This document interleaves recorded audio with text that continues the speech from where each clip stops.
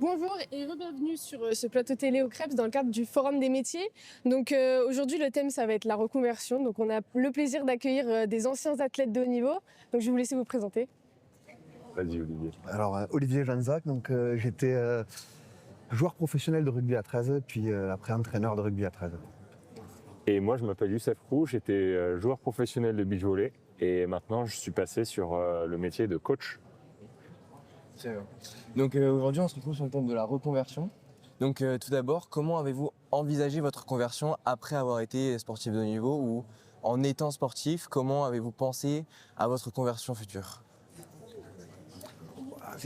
Allez, je me lance, mais en fait c'est déjà le terme de reconversion. Je me sens pas très proche de ce mot en fait parce que pour moi ça a toujours été, j'ai toujours fait ça en même temps en fait. C'est-à-dire que j'ai passé mes diplômes pendant que j'étais joueur. Alors pendant un moment j'avais arrêté pour me consacrer vraiment au côté professionnel, mais dans ma tête j'avais toujours l'opportunité de passer un diplôme fédéral, puis ensuite un BE, un brevet d'État, puis après j'ai réintégré l'université sur le tard. Donc en fait c'est pas j'ai consacré ma vie à ma carrière sportive et puis bon allez c'est fini, qu'est-ce que je fais? C'est pour ça que reconversion pour moi c'est peut-être pas le bon terme. Il faudrait qu'on arrive un jour à trouver un terme qui soit plus en adéquation à ça, parce que je pense que ça se construit en même temps. Je pense. Alors je sais pas, peut-être toi Youssef. Moi c'est passé suite à une grosse blessure en fait qui m'a tenu éloigné des terrains pendant quasiment 1 an et demi. Là la question elle se pose très rapidement. Est-ce que je reprends ou pas la compétition? Est-ce que je vais pouvoir continuer ma carrière d'athlète? Donc du coup en fait j'ai profité de quasiment 1 an de réhabilitation pour passer mes diplômes d'entraîneur avec vraiment le goût de transmission. De toute façon, même quand tu es joueur, quand un coach il te dit il faut que tu fasses ça, il faut que tu fasses ça, il faut que tu fasses ça, au bout d'un moment, tu commences à avoir un petit peu la fibre et tu lui réponds et il y a un échange. Est-ce que tu penses pas que ça serait mieux de faire ça? Donc tu essayes et finalement, en fait, surtout au beach volley où peut-être, vu qu'on est seul sur le terrain, il faut trouver une solution à un problème posé.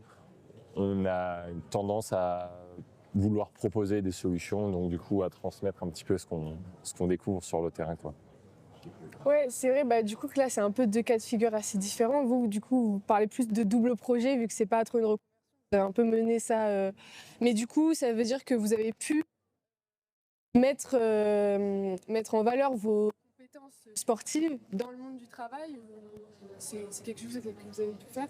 Oui, alors moi pour moi c'était clairement un chemin préétabli, c'est-à-dire même quand j'étais joueur, je savais que je voulais être coach. Voilà, je le savais, donc je passais mes diplômes. Pour moi ça a été une espèce de suite logique des choses, voilà. Et les compétences, ouais, on parle en ce moment beaucoup de soft skills, de compétences comportementales. Et alors aujourd'hui, dans la mission que j'ai, parce que je travaille toujours dans le sport, mais cette fois-ci du côté administratif, c'est quelque chose qu'on essaye de défendre auprès des différents acteurs, que ce soit l'académie, le rectorat, l'éducation nationale au sens large et même les employeurs. C'est qu'en fait, un sportif de haut niveau, souvent, vous savez, dans un CV, à la fin, je fais du beach volley ou je fais du rugby. En fait, c'est bien plus que ça. Nous, ce qu'on essaie de travailler avec les sportifs, c'est j'ai une rigueur. Parce que ça fait des années que je me lève à telle heure, que je prépare mon sac, que par rapport aux autres sportifs, aux autres élèves, en fait, je planifie de réviser mes cours à telle heure, à tel moment. Donc en fait, moi, le côté sportif, ça m'a appris vraiment le côté rigueur, organisation, persévérance. Et ça, je pense que c'est quelque chose qu'on peut retrouver chez tous les sports, que ce soit en beach, en rugby, dans n'importe quel sport en fait. Donc ces compétences comportementales, pour moi, c'est une plus-value pour un employeur en fait. C'est vraiment une plus-value et aujourd'hui, ce qu'on appelle en opposition le hard skill, c'est-à-dire le cœur de métier, à part certains métiers qui sont très techniques, et sinon le reste, ça s'apprend en fait. Alors que ta compétence comportementale, je pense qu'un sportif de haut niveau, dans son parcours, il a développé des choses plus que sur un parcours classique, je pense. Ouais, c'est super intéressant. Et du coup, vous avez tous les deux été coach, et plutôt dans le terme transmission. Est-ce que vous avez le fait d'avoir été sportif, ça facilite le fait d'être coach, dans comprendre ce que je fais? Alors je vais prendre ça. Moi je suis tout récemment coach, donc je travaille beaucoup sur pas prendre mon cas, comment moi j'ai fonctionné. et à l'imposer aux jeunes athlètes ou aux athlètes tout court. Donc ça me demande clairement un travail de laisser aller, de laisser faire, tout en essayant de garder, comme tu as dit, une certaine rigueur et un certain cadre et une structure pour pouvoir permettre à ces athlètes de continuer leur développement. Donc vous avez tous les deux parlé de sport. Et aujourd'hui, quelle place dans votre vie le sport prend-il? Parce qu'avant, c'était beaucoup plus présent. C'est que vous faisiez partie, enfin le sport faisait partie de votre vie pratiquement entièrement. Aujourd'hui, est-ce que vous en pratiquez toujours autant, un peu moins, ou un peu comme vous le sentez? Bon, moi, je pratique plus du tout depuis, Ah non depuis 4 ans. Plus rien. Non. Non. Puis moi, j'ai coupé assez vite. C'est-à-dire que dès que j'ai arrêté ma carrière de joueur, j'ai tout arrêté tout de suite. Voilà. En fait, je m'entraînais pour pouvoir performer à haut niveau. Ouais, Mais moi, ce qui m'intéressait, c'était le jeu. En fait, j'ai jamais été très intéressé par l'entraînement. la muscu, tout ça. Je le faisais parce que c'était obligatoire, mais ça m'a jamais plu. Mais en revanche, mon parcours, j'ai été joueur de haut niveau, entraîneur de haut niveau. Et après, donc, j'ai basculé dans l'administration. Maintenant, je travaille donc au CREPS ici à Toulouse. Puis j'ai travaillé après avec l'Agence nationale du sport pour les Jeux Olympiques, etc. Du coup, en fait, le sport, c'est devenu ma vie. Je suis un professionnel du sport, en fait. Voilà. Mais j'en fais plus. C'est vrai que ça, c'est. Il faut que je me les remette. Moi, je dirais que c'est deux façons différentes de voir le sport. C'est-à-dire que avant, il l'a très bien dit, on s'entraînait pour performer. Donc on mettait tout autour de notre entraînement ou de nos tournois, les objectifs de moyens pour performer. Aujourd'hui, en tant que coach, on va passer quasiment 2 fois plus de temps en général parce que tu vas gérer au moins une équipe ou 2 équipes. Donc tu passes le même temps d'entraînement avec tes athlètes que lorsque toi tu étais athlète. Mais en plus de ça, il y a toute il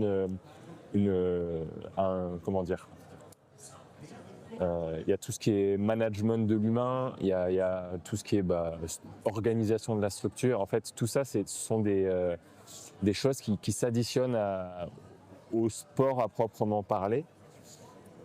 Finalement, ça laisse très peu de temps pour s'entraîner. D'ailleurs, au CREPS, de temps en temps, on voit les employés du CREPS s'entraîner entre midi et 2, qui sont tous des sportifs. Hein. Mais le seul moment pour eux, c'est le petit créneau, c'est de midi et demi à 13h30. D'ailleurs, tu devrais venir. Ouais, je sais. Est-ce que vous pensez que pour être un beau coach, il faut forcément avoir été sportif dans le sport, ou on peut partir de zéro et être un très bon coach? Youssef, il commence, il a déjà expliqué un petit peu sa vision des choses. Moi, je sais que, entre guillemets, la légitimité est importante dans notre milieu. On est sur de la perf, on est sur des représentations importantes. Et je pense qu'aujourd'hui, quelqu'un qui a vécu quelque chose dans le sport, il est plus à même d'en parler. Après, est-ce que tu es obligé d'avoir été 4 fois champion du monde, 3 fois champion de France pour être un bon coach? Je ne pense pas. En revanche, aujourd'hui, quelqu'un qui viendrait vraiment pas du milieu du sport, prendre une équipe sportive, que ce soit un sportif individuel ou un petit groupe de 2 ou une équipe collective, je pense que ça serait compliqué. Pourquoi? Parce qu'on a... ça fait référence aussi à ce que je disais sur les compétences comportementales. On va avoir le nerf de la guerre et le dur.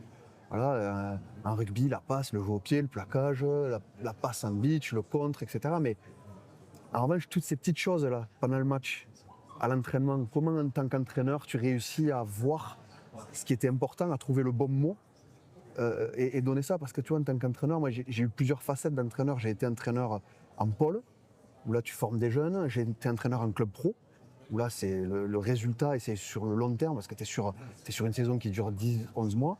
Puis entraîneur en équipe de France, où là tu n'as que des joueurs en fait aguerris. Et en fait, c'est comment tu trouves les mots et comment tu trouves les bonnes régulations. Et ça, je pense quand même que si tu n'as jamais touché du doigt cette performance ou ce haut niveau ou cette adversité, je pense que c'est compliqué. En revanche, je pense que n'importe qui a fait un petit peu de haut niveau peut entraîner. Ça, il n'y a pas de problème. Mais partir de rien me paraît compliqué, et en termes de légitimité et en termes de ressenti et de feeling sur ce que tu as envie de faire passer. Parce que c'est quand même ça, un entraîneur. Et tu vois, Youssef, il disait...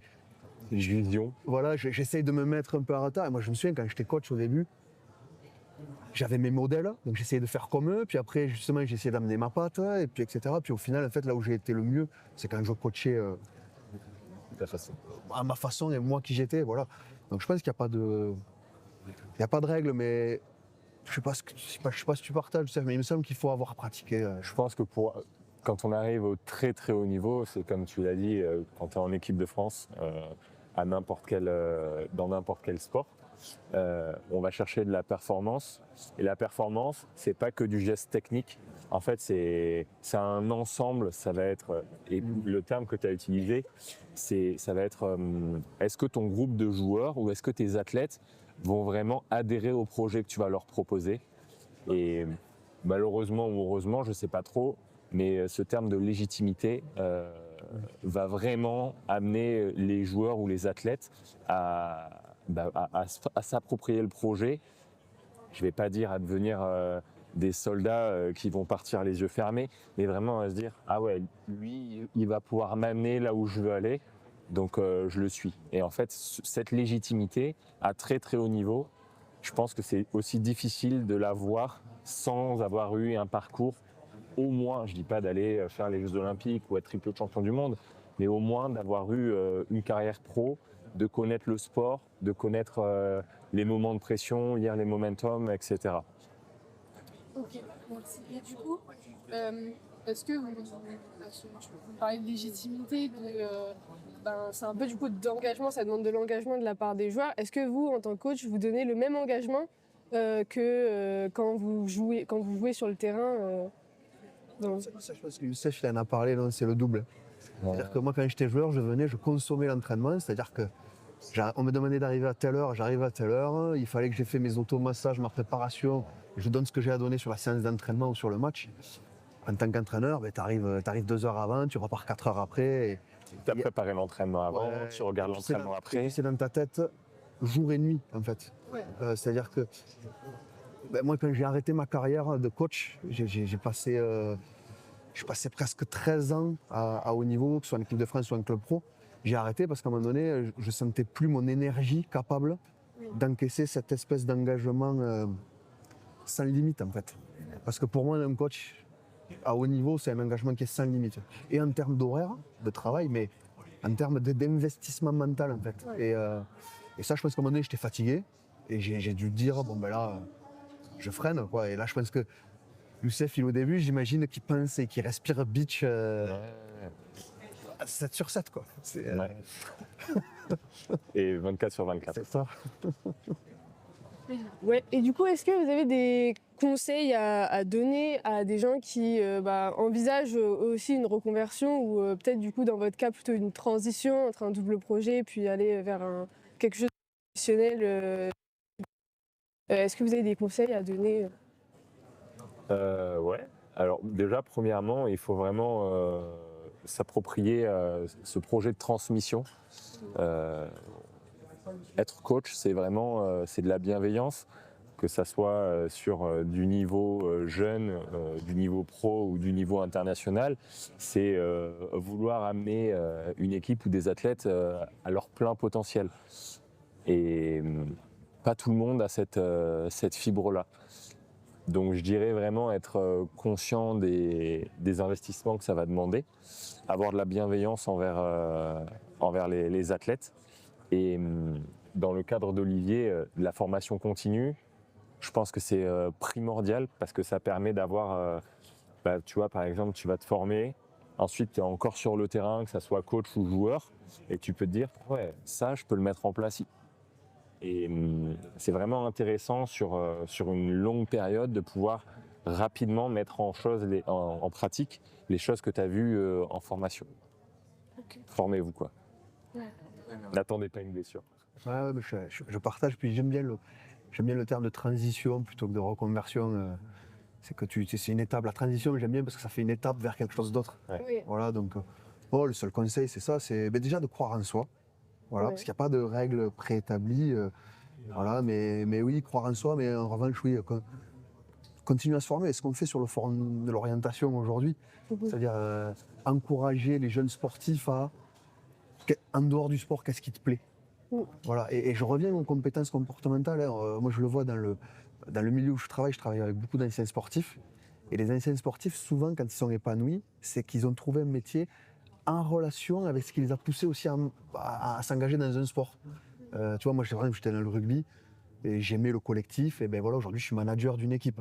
Dans mon équipe, j'ai des gens qui viennent, par exemple, j'ai une collègue là, qui vient de la natation artistique. Tu peux y aller. Quand tu lui demandes un dossier, c'est carré. Et elle aime que tu lui demandes ce genre de choses. Et je pense qu'il faut être surtout pas contre nature, mais voilà, se poser les bonnes questions de qu'est-ce que j'aime en dehors de mon sport et qu'est-ce que j'aurais envie de faire. Voilà, c'est ça. Bah, merci beaucoup. Ouais. Merci à vous. Merci beaucoup. Merci bien. Merci, Avec de plaisir, passer ce merci matin. à vous.